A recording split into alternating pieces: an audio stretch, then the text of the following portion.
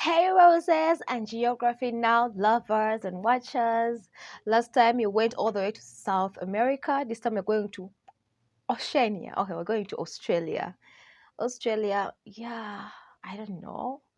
Well, let's check it out. We know they have like giant spiders over there. I have a bunch of friends that are there as well.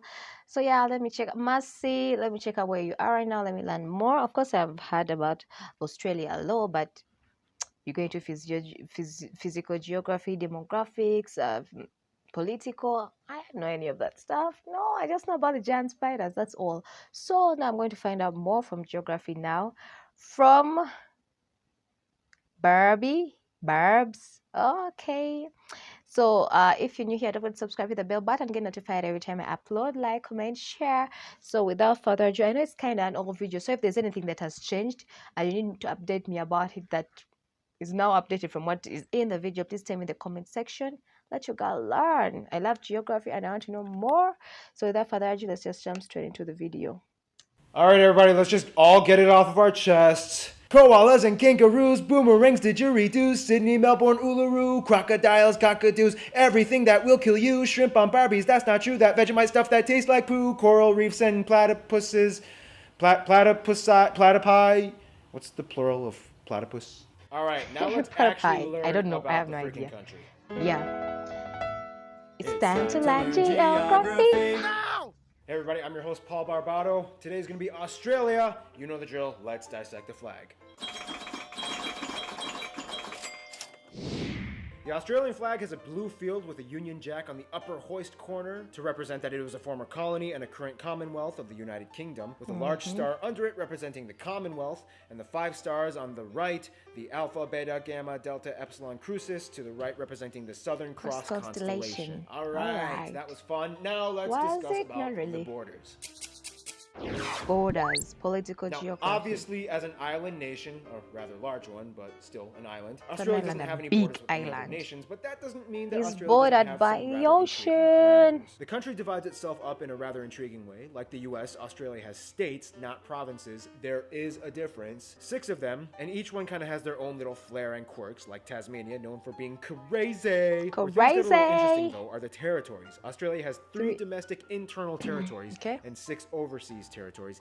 Technically 7 if you include the Australian Antarctic territory, even though the Antarctic Treaty kind of bans anybody from claiming Antarctic soil as their own, which we will find out in future episodes that a lot of countries do a wonderful job at ignoring. The 3 internal territories are Northern Territory, Capital Territory, which is basically just the capital city of Canberra and some extra space around it, and the confusing little tyke Jervis Bay Territory. Jervis Bay was bought and developed to give the inland capital Canberra access to the sea, and eventually Jervis Bay split from the capital. However, it's still counted as part of the capital in elections. It's confusing, even though it really doesn't have much going for it, except for a small navy base and beaches that it kind of took from other neighboring towns. The most dramatic border area, though, would have to be the middle of Australia. For years, this slab of land didn't exactly quite know how to distinguish itself and has gone through 4 transitions in the past century. First, it was all South Australia, which didn't quite make sense because parts of it touched the northern parts of Australia, so it split into 2, 1 state and 1 territory.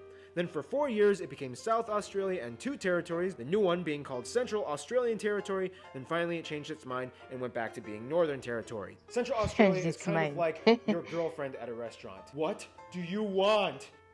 What do you want? It's not that simple! Finally, we reach the overseas territories. Although Australia has over 8,000 islands under its sovereignty, 6 of these islands operate as distinct territories, some of which sustain themselves with permanent populations. They are Ashmore and Cartier, the Cocos or Keelings Islands, Coral Sea Islands, the Heard and McDonald Islands, and the popular holiday spot, Norfolk Island, and the pleasant Christmas Island that gets attacked by huge coconut crabs every year. Finally, Australia is home to arguably the most micronations in the world. Places like the Principality of Wye, Rainbow Creek, the Empire of Atlantium, and more. These nations were developed by either small groups of people or a single person because they were doing things like protesting taxes and wanted to claim autonomy, or they were just kind of bored and decided to amuse themselves. But still, hey, they tried. All right, now let's talk about the landscape, shall we?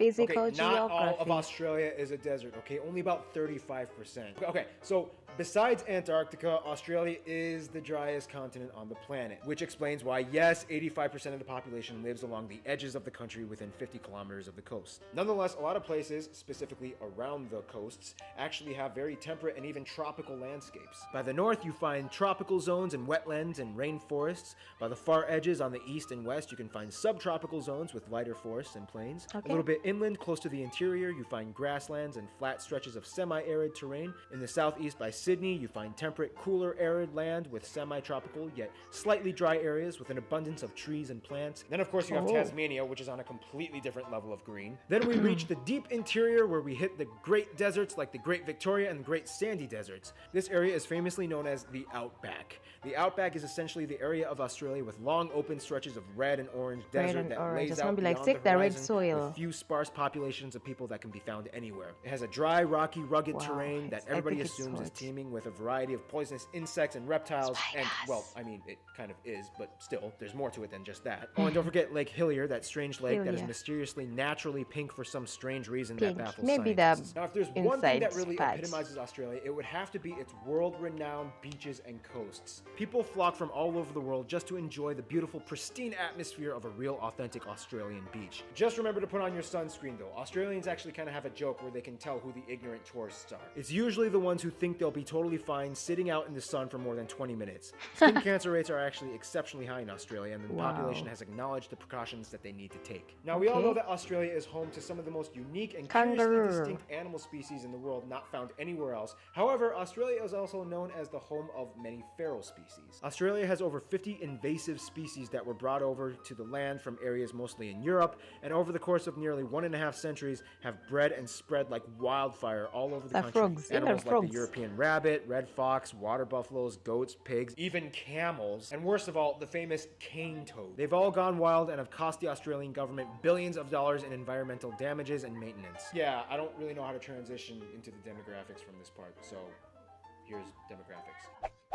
Demographics. The people. The people. Today, Australia has a population of about 23 million people. That's little. Now, to many outsiders, Australia is kind of known as the place where the British sent their prisoners. First of all, that's rude. Second of all, that's only, kind of half true. Yes, during the early years of Australia's colonization from the UK, droves of convicts were sent to penal colonies in Botany Bay, which is now in present-day Sydney. Over 165,000 convicts, about 25,000 of which were women, were sent over the course of 80 years. Although the British weren't the first ones to discover Australia, it was actually the Dutch. As they came, they named the land New Holland and the adjacent island next door New Zealand after the province of Zeeland in the Netherlands. However, as we'll soon discover, the Dutch were really good at discovering places, but kind of not so good at colonizing and maintaining those places for themselves. However, most of Australia's population came from natural colonization from British non-convict nationals. Some would argue that Australia was kind of like the UK's version of Operation Backup Plan in case of America goes crazy. After the American Revolution, the UK tried to compensate for lost colonies by re-establishing new ones, and Australia was hot on the list. About 85% of the population is European. Asians make up the next largest minority of about 12%, mostly coming from China and India and other Southeast Asian countries like Vietnam and the Philippines. And by the way, yes, Australia does have black people, not many, but before the Federation began, Africans, mostly from sub-Saharan countries like South Africa, Mauritius, Zimbabwe, and Sudan, have historically resided in Australia. It wasn't until the 60s when African assistance programs allowed many Africans to study and eventually move to Australia. Today, they make up about 1% of the population. One demographic of people that commonly gets overlooked, though, would have to be the native Australians, commonly known as the Aborigines, which make up about 3% of the population. Aborigines are a very unique and distinct people group that come from hundreds of different tribes, each with their own language and dialect, spread throughout the north, south, and central regions. Today, I'm quiet because I'm Aboriginal rights are a concentrating. huge hot-button topic in Australian legislation, and about 22% of the land of northern Australia is Aboriginal owned. In 2013, Aboriginal groups actually banded together and decided to kind of make their own little state called the Murruwarri Republic, independent from Australia. The Australian government, though, doesn't really recognize this claim and just kind of brushes it off with a meh, as long as you don't cause a civil war attitude. Well, as you can see, a lot of people have come to live in Australia, but now Mosquito. let's see how Australia interacts with the rest of the world. Friends on.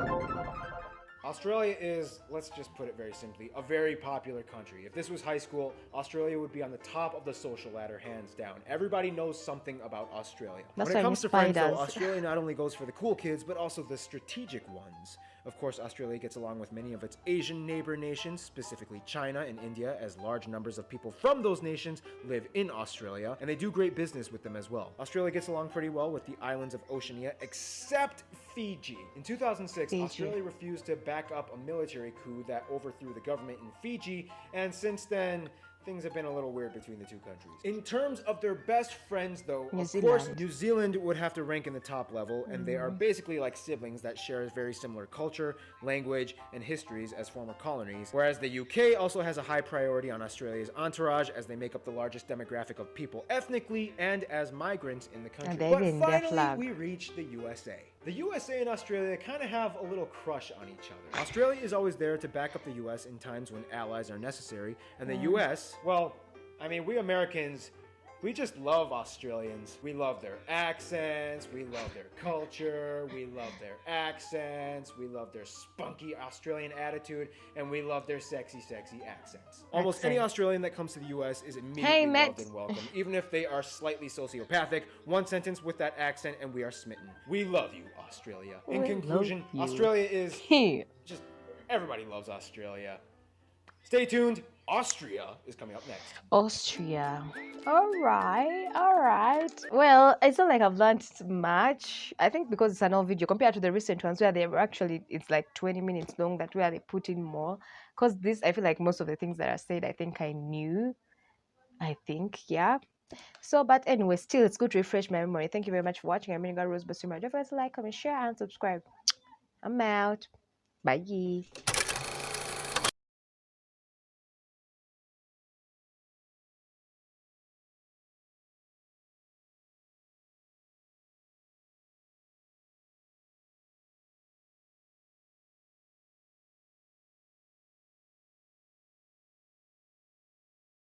California love, I've been riding through the city in the Cadillac, getting faded off the Remy. Had a ugly little past, nowadays sitting pretty. I know I made mistakes, I just